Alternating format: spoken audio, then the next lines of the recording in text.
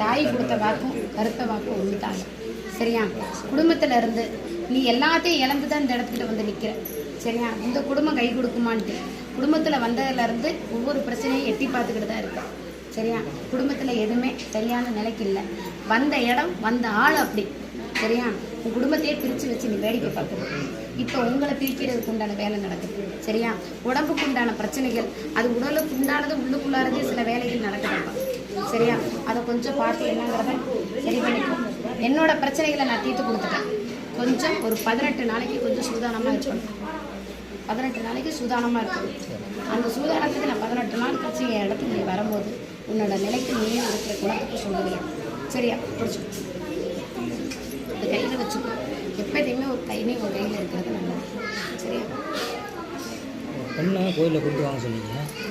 ஏற்கனவே கோயிலில் கொடுத்துருக்காங்க, ஆனால் திருப்பி வாங்கலை. 10 வயசுக்கு மேலே தான் வாங்க சொல்லியிருக்காங்க. அதான் ஏற்கனவே கொடுத்துருக்கோம், திருப்பி வாங்கலை. இப்போ கொடுக்கலாமா திருப்பி?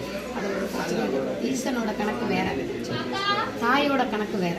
நீ தாய்கிட்ட கொடுத்து வாங்கின, ஈசன்கிட்ட கொடுத்து வாங்கின. ஈசன் கணக்கு வேற, தாய் கணக்கு வேற. புரியுதா? அதனோட கணக்குக்கு தான் நான் சொல்கிறேன். அது ஒரு பிரச்சனையும் இல்லை. பயப்பட வேண்டாம். கூட வரும். சரியா?